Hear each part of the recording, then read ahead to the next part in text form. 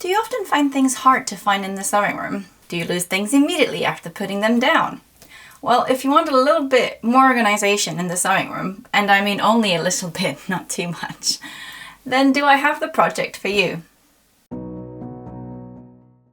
Hello everyone and welcome to a new video. Today we're going to be tackling a little morsel of history for a very practical purpose.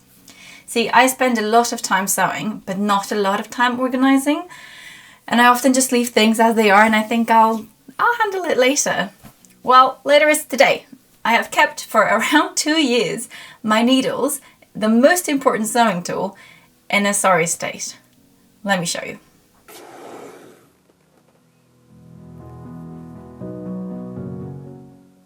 And yes, I have stabbed myself every time I put my hand in this drawer for 2 years. But no more! I am making a Victorian-inspired needle book so that I can neatly organize my needles and stop stabbing myself. So, what are needle books? Needle books are tricky because, as usual, the Victorians had little regard for consistent naming, and so needle books are often by themselves, a part of a sewing box, or called a needle case. Their purpose was to keep needles neat and in place, as I'm sure you know, messy needles can lead to injury. They are called needle books because they feature folded pieces of fabric, typically flannel or felt, through which the needles are pushed through. These pages of fabric are then attached to a cover or inside a sewing box, sometimes in the same way that books were bound. They are the perfect quick project with high reward, and they're also a great use of scraps. Victorian needle books are hard to find nowadays. Mostly the very elaborate ones survive in some private or museum collections, alongside the complex ones described in magazines. It is important to keep in mind that just because there aren't many material examples, it doesn't mean they didn't exist. A needle book is a commonplace accessory, and it stands to reason that they were used, and once used, discarded. It may be that only the expensive ones survive exactly because they were expensive or made of valuable materials. Similarly, the ones described in magazines that were made for upper-class ladies are more complex and detailed, but it stands to reason that simpler ones would have been made too. As it is an easy project today, it was an easy project then. An article from Harper's Bazaar in 1897 also lists them as an essential part of the time-honoured gift of a sewing box, and they price a bought needle book at $2. Not a trifle in 1897. But they were clearly essential in sewing boxes, as a different article from 1897 describes an interesting event. Edith Lawrence writes of a sewing class that's just started in Paris for New York girls who wanted the truly well-done fancy French underclothes, but without the price tag. The woman who originated the plan has offered as a small price for the best made, neatest and simplest piece of work a beautiful workbox with everything complete. Gold thimble, gold scissors, needle book, pin cushion, etc. It is clear then that needle books were considered an important sewing implement. So today I will be making two needle books. One simple and one embroidered, because I have absolutely no chill. But first, I had to brush up on my embroidery skills, as I haven't done any in ages, and for that I had just the right resource. I turned to Skillshare, the largest online learning community with thousands of classes by experts across all kinds of creative fields and endeavours. Skillshare is geared to up your skills to the next level, and that's exactly what I needed from my embroidery.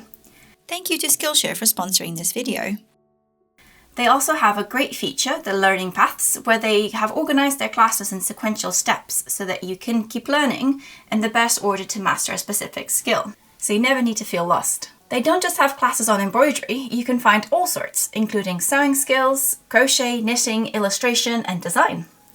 Embroidery for me is a great one because it's small and compact and I can take it with me when I'm out this summer. I used the classes on Skillshare to improve my embroidery to plan out my design and which stitches to use. In particular, I knew I really wanted to use French knots because I think they're beautiful, and Skillshare had the perfect class for this. The class was called Blossom Embroidery Hoop Art, and it was perfect for me to learn how best to plan French knots and how to fit them into the design. If you too would like to level up your skills, embroidery or otherwise, then join Skillshare. The first 500 people to use my link in the description will receive a 1-month free trial of Skillshare. Get started today. Now that we have the embroidery done, let's make the needlebook. Okay, so firstly I have finished my embroidery. I think it looks nice. And here are my main materials for this project. This is following a combination of some of the instructions I read in those Victorian magazines.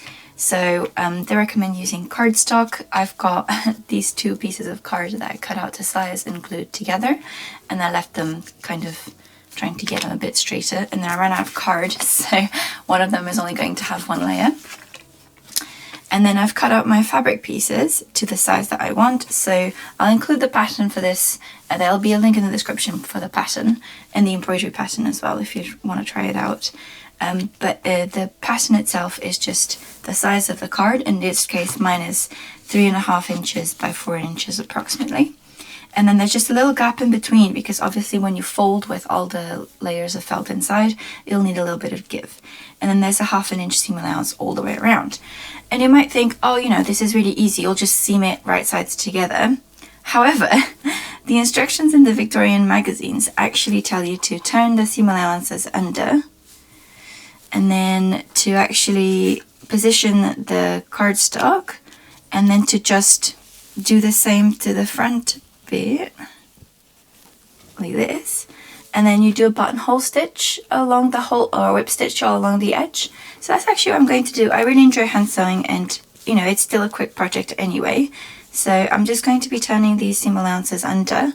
I'll just press them with my iron so then they're really nice and crisp, and then I'll come and assemble it.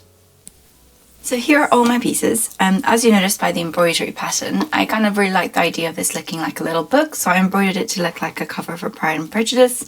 And then when I was picking scraps from my stash, I realized I still have some scraps from this fabric, which is actually the fabric I used to make a Lizzie Bennet Pemberley dress from the 2005 film. So I thought that would be a cute little nod. But you can use whatever kinds of fabric scraps you have. This is just from reupholstering my sofa. So there's a lot here. So the first thing I'm going to do is I'm going to pick my cardboard. So I think I'll do first the one that can only have 1 layer. And I'm just going to tuck it in to the seam allowances that I've already pressed under.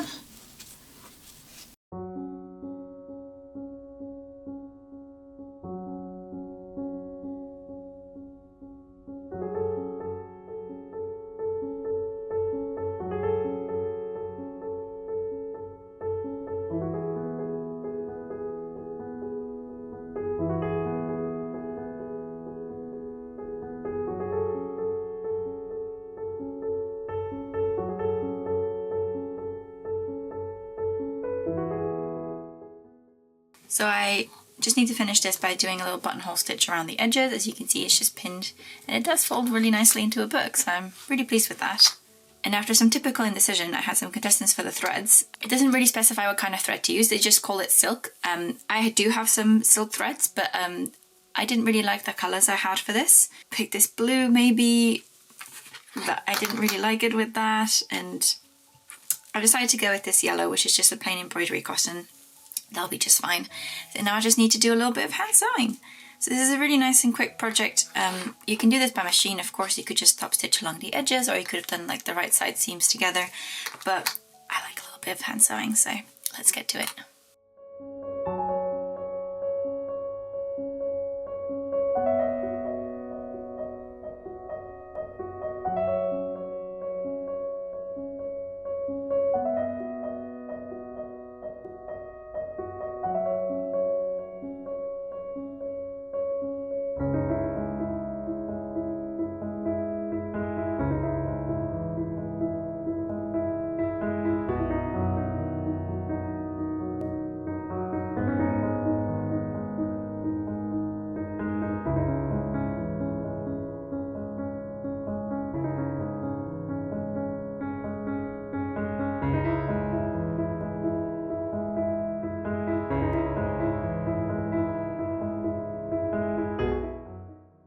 Okay, so the last bit of material that you'll need, it'll be the felt or the flannel. So most of them mention flannel, but unfortunately my local shop didn't have any. So I'm going to be using some plain felt. And I've made a little pattern piece of the size that's just slightly shorter and less wide than the actual little book. And that's just so that they tuck in nicely. I'm not sure how many I'm going to cut, probably 8 or so, but they should be cut on the fold, so this edge should be on the fold so that it kind of they do look like pages.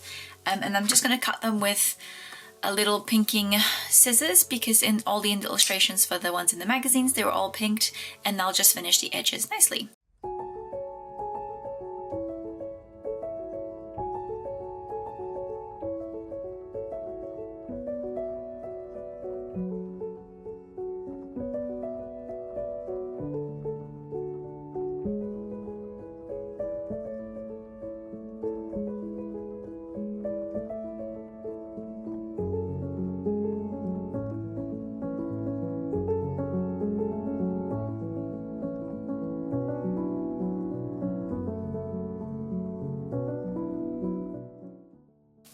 And now it's finally time for the really pleasing bit, which is to organize all the needles. So I'm going to separate them into, these are going to be my machine needles. At the moment they're just in the little packs that they come in, but I thought, why not? I'm already making one book, I might as well make two. And then this is going to be my little hand sewing needles. This is the one that has the double board, because I thought this is the kind that I can put in like a little sewing box or like a little sewing travel case or whatever if I need to take some needles with me. So yeah, let's organize them.